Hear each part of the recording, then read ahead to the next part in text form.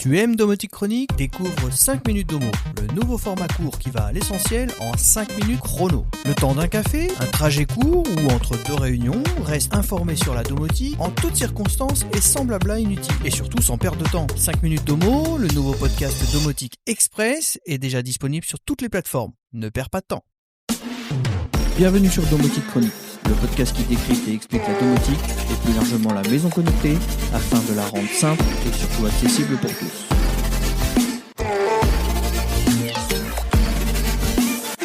Il est déjà tard, vous fixez votre écran avec cette petite boule au ventre bien connue des passionnés de domotique, cette petite dose d'énervement.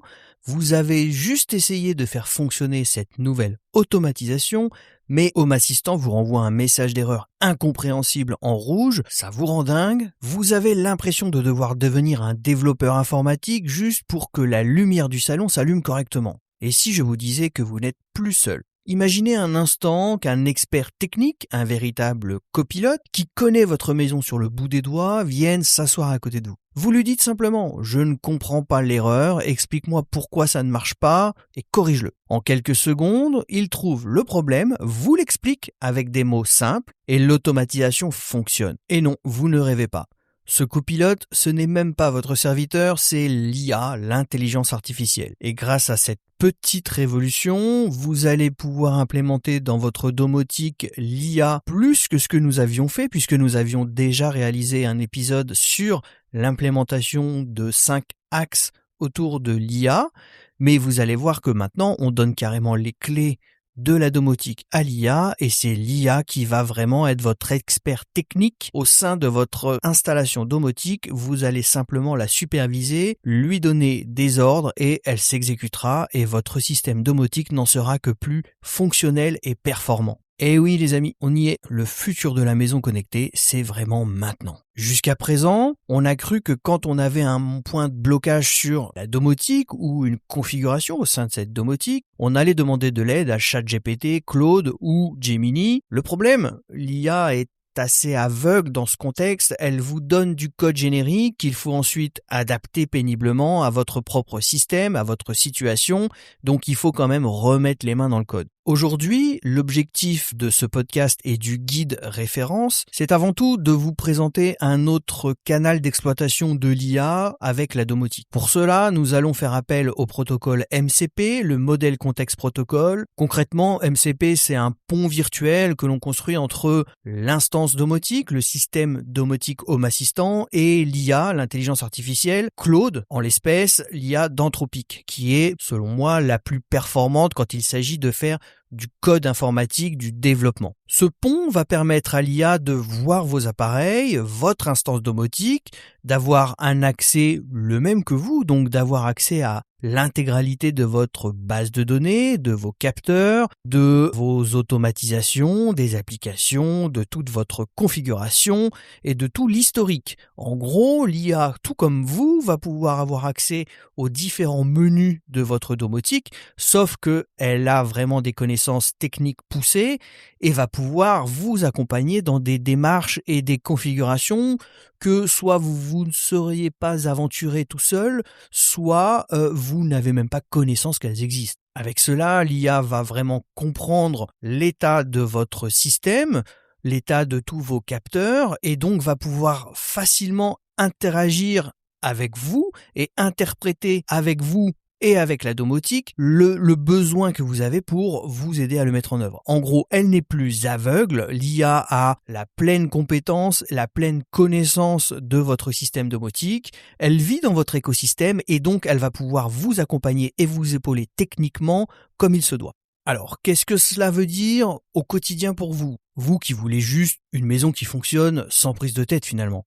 Ça veut dire que l'IA va gérer le côté technique à votre place, vous épauler. Forcément, l'IA ne va pas décider d'elle-même de ce qu'il y a à faire. Par contre, vous allez lui faire des demandes d'analyse, des demandes de développement, des demandes de mise en œuvre, et elle s'exécutera pour la partie technique et va même vous expliquer comment elle procède pour, en plus, acquérir de la connaissance et pouvoir progresser dans votre parcours domotique.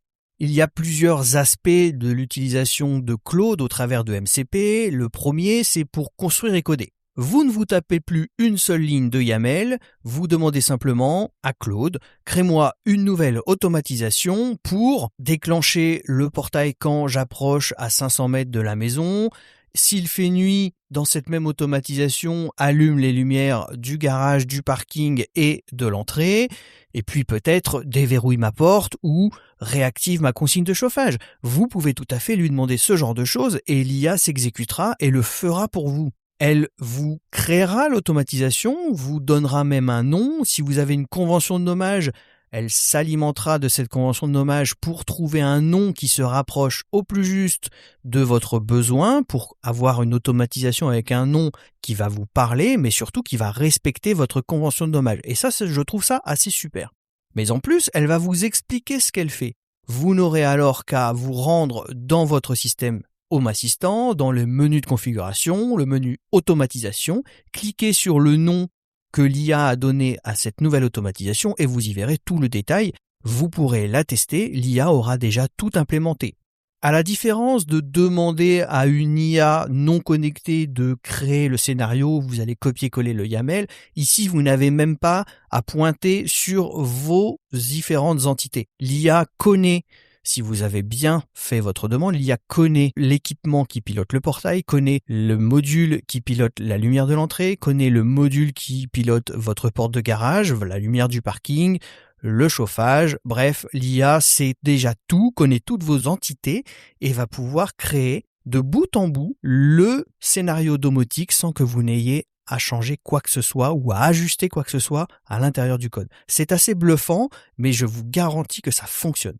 Le second point très intéressant d'impliquer l'IA dans votre parcours domotique, c'est pour analyser et optimiser votre configuration. Vous pouvez par exemple lui demander de scruter vos historiques.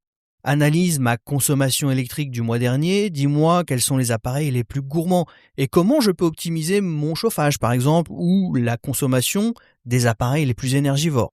Vous pouvez également lui demander si vous remarquez un comportement assez étrange, une lumière qui s'allume toute seule ou un volet qui se déclenche sans raison apparente. Vous pouvez lui demander, analyse pourquoi hier soir vers 22h30 le volet de la chambre s'est ouvert. Là encore, c'est assez bluffant. Alors, vous pouvez aussi le faire tout seul, mais l'IA va vraiment scruter tout l'historique de votre domotique, pointer forcément sur l'objet en question, l'équipement que vous pointez. Si vous décrivez bien volet de la chambre, elle va forcément retrouver l'entité du volet de la chambre dans votre système et parcourir les différents menus, les différents aspects de ce volet pour pointer le volet, les implications dans les différentes automatisations, laquelle pourrait être en cause, laquelle ne pourrait pas être en cause, faire des éliminations et vous faire des propositions, voire même vous afficher clairement l'élément perturbateur et le motif de cette activation sans action de votre part. Enfin, c'est aussi un moyen très puissant pour débugger. C'est la fin des migraines quand vous cherchez vraiment à débugger un problème et que vous ne trouvez pas cette raison au bug. L'IA va vraiment vous accompagner. Une routine qui ne s'est pas lancée ce matin, demandez à l'IA d'aller lire les journaux, c'est un peu le même principe que l'analyse et l'optimisation, mais là vraiment, elle va aller très loin et elle ne lâchera pas l'affaire tant qu'elle ne trouvera pas le motif. Chaque fois que j'ai utilisé cette fonctionnalité, l'IA a tapé dans le mille et a vraiment trouvé le motif que moi-même, avec mon expérience, je n'avais pas trouvé avant. Elle va clairement repérer exactement à quelle heure, à la milliseconde près, l'appareil s'est déclenché pour identifier quel en est l'acteur principal. Vous retournez le motif, analysez le contexte et vous faire une explication très rationnelle et très posée et vous allez vraiment comprendre pourquoi votre appareil s'est déclenché, pourquoi il y a eu un couac. Bref, c'est très très puissant. Vous pourriez le faire par vous-même, mais ça vous prendrait des heures d'analyser des fichiers de log, des historiques, des automatisations. L'IA va le faire et en quelques secondes à peine, elle vous ressort le motif, la raison et vous gagnez un temps considérable et vous optimisez et corrigez votre bug par la même occasion. MCP est vraiment un outil très puissant qui, quand vous le mettez en place, permet d'avoir accès à l'intégralité de votre base de données, l'intégralité de votre configuration, l'intégralité de votre installation domotique. Et là, c'est un sujet qui évoque quelques points un petit peu sensibles. Il s'agit du cloud et de vos données. Mais attention, et c'est un point fondamental sur lequel on se doit d'être transparent. à la fois ici et sur le blog comme je l'ai été dans le guide. L'immense force de Home Assistant, et la raison pour laquelle on l'aime tant, c'est son fonctionnement 100% local. Tout reste chez vous, dans votre serveur domotique. Or, en utilisant le protocole MCP et un modèle comme Claude Anthropic, mais il en sera de même avec ChatGPT ou Gemini, on ouvre une porte vers l'extérieur. Forcément, on ouvre un accès sur le cloud américain, que ce soit chez Anthropic, chez Google ou chez ChatGPT. Forcément, on expose les données de notre système domotique, on expose l'historique, on expose beaucoup de choses au cloud, à ces sociétés américaines, et on ne sait pas vraiment comment vont être traitées nos données derrière. Mais soyons clairs, pour que l'IA puisse vous aider et que le protocole MCP réponde de sa force, vous lui envoyez indirectement la structure de votre maison vers le cloud. Le nom de vos pièces, l'état de vos capteurs, la liste de vos entités, l'IA a besoin de ces données pour générer un code et analyser vos erreurs. Il est donc indispensable d'en avoir conscience. Il faut donc peser le pour et le contre. C'est un outil formidable, mais ce n'est pas sans impact sur la souveraineté de vos données qui sont exposées dans le cloud, on ne sait où. Ce point de vigilance étant maintenant traité, la bonne nouvelle, c'est que le pont MCP est totalement paramétrable. Vous restez le maître à bord. C'est vous qui décidez exactement quelle entité et quels journaux vous autorisez l'IA à voir. Vous pouvez parfaitement bloquer l'accès à vos caméras ou à vos périphériques de sécurité qui gèrent votre alarme, par exemple. Vous ne lui donnez accès que à vos lumières ou à vos radiateurs. C'est un compromis formidable entre l'assistance ultra puissante du cloud et la sécurité de votre réseau local. À condition de le configurer intelligemment, bien sûr. Mais par défaut, chaque requête vers Claude, où Claude aura besoin d'aller lire une partie de votre système, il vous demandera une autorisation. Soit vous l'acceptez pour toujours, soit vous l'acceptez à l'unité. C'est-à-dire que la prochaine fois qu'il devra faire un appel sur cette partie de votre système, vous en serez notifié et vous devrez redonner votre accord. Forcément, une fois que vous cliquez sur le bouton, vous envoyez vos données dans le cloud. Mais il n'y a pas, qu'on soit bien d'accord là-dessus, il n'y a pas d'accès transparent par l'IA à votre système domotique sans que vous ne soyez au courant. Vous pouvez déjà être rassuré sur ce point-là. Et pour les plus sceptiques, il y a un log sur MCP. Après, effectivement, il y a un compromis. Il faut exposer ces données, son système domotique à l'IA, donc au cloud, pour bénéficier de ce support magnifique qu'est l'intelligence artificielle au service de la technique du déploiement et du développement de votre système domotique. La lumière étant faite sur ce point, passons à la suite et vous vous en doutez, pour que vous puissiez mettre ça en place sereinement, sans risque et sans vous arracher les cheveux, je vous ai préparé un guide complet. C'est l'accoutumée de Domotique Chronique, forcément, on a un guide pour vous accompagner. Vous retrouvez donc dans les notes du podcast le lien vers le guide qui vous permet de voir comment déployer Home Assistant MCP, comment configurer Claude, que vous soyez sous un environnement macOS ou que vous soyez sous Windows. Je vous donne les deux méthodes de configuration que j'ai moi-même testées et approuvées. Effectivement, je travaille essentiellement sur macOS. Mais vous avez été nombreux après le post de ce guide à me remonter que la partie Windows était un peu légère. Je vous ai donc complété le guide avec un pas à pas aussi sur Windows 11. Donc vous pouvez y aller. Je l'utilise dans mon labo sur une VM Windows 11 et ça fonctionne très bien en suivant les différentes étapes que je vous mets dans le guide. Vous bénéficiez donc d'un guide complet et pas à pas vous permettant de mettre en place MCP sur votre instance Home Assistant, de la connecter à Claude Desktop, que vous soyez sur Windows ou sur Mac. Et ensuite, je vous donne quelques exemples sur la mise en pratique, mais vous allez voir, c'est très simple. Il vous suffit simplement de questionner l'IA et l'IA s'exécute. Rendez-vous donc dès maintenant sur domoblog.fr sans tarder. Le guide s'intitule Home Assistant MCP. Vous allez voir, je vous le mets de toute façon dans les notes du podcast. Allez-y, regardez, suivez, analysez, testez. Mettez ça dans un lab si vous ne voulez pas l'appliquer sur votre domotique de production dans un premier temps. C'est aussi une stratégie qui peut être intéressante.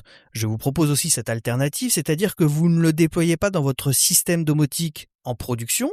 Vous pouvez avoir un système de staging, une VM ou un Raspberry ou peu importe, que sais-je.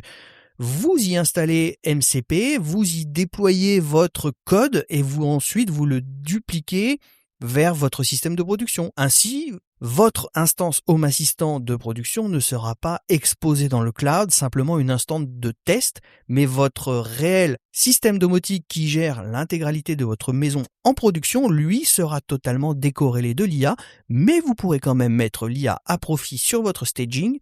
Alors bien sûr, ce sera bien pour déployer, développer de nouvelles automatisations, de nouvelles configurations. Bien sûr, quand il va falloir faire de l'analyse, c'est aussi possible, c'est un peu plus complexe. Vous allez devoir faire des sauvegardes de votre système de prod, la répliquer dans votre système de staging et faire l'analyse en test sur votre base de staging pour ensuite, quand vous aurez le motif et l'explication, vous pourrez alors la reporter et la corriger dans votre système de production. Ce n'est donc pas une fatalité, vous n'êtes pas, si vous êtes réfractaire au cloud ou un peu sensible, et je peux le comprendre, à exposer vos données sur le cloud, vous pouvez aussi procéder comme ça. C'est un petit peu plus technique, un peu moins intuitif, mais c'est tout à fait possible d'invoquer et d'intégrer l'IA dans votre système sans pour autant impacter votre sérénité numérique et vos données en fait. Voilà les amis, j'espère que ce nouveau guide basé sur l'IA vous intéressera et surtout évoquera chez vous l'envie de vous y essayer. Encore une fois, passer sur un système de staging au moins pour découvrir la puissance du truc, c'est assez puissant et vous pouvez aussi avoir cette petite gymnastique. N'ayez plus peur de vous lancer dans des automatisations complexes. La technique n'est plus un frein, l'IA est là pour traduire vos idées. En réalité, vous allez voir que en utilisant Claude, on arrive à faire des tableaux de bord vraiment très poussés, sans vraiment de grandes connaissances. On peut toujours, et je vous invite à aller consulter le code YAML créé et essayer de le lire et de le comprendre, même si c'est un peu abstrait pour vous. C'est toujours intéressant et ça vous permet d'avoir une certaine petite barre de progression dans votre voyage domotique et c'est toujours très intéressant. J'ai tendance à dire que c'est un système super pour mettre en place rapidement les choses, mais essayez quand même de comprendre comment ça marche derrière.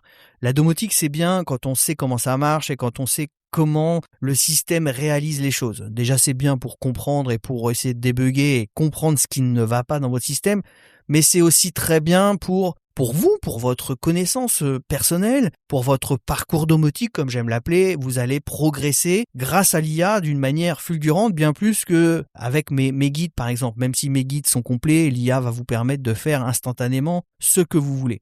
Voilà, merci de m'avoir écouté les amis, amusez-vous bien avec vos installations dopées à l'IA, gardez le contrôle sur vos données quand même, et à très vite pour de nouveaux épisodes de Domotique Chronique. N'oubliez pas le petit nouveau, 5 minutes domo, où chaque semaine vous retrouvez un petit épisode express sur un sujet. Là encore, vous allez voir, on a plein de sujets à traiter. Abonnez-vous, donnez de la force au podcast. C'est un plaisir de réaliser ces émissions pour vous, donc soyez nombreux à les écouter, et moi je vous dis à bientôt pour un nouvel épisode. Amusez-vous, éclatez-vous avec la domotique et surtout domotisez.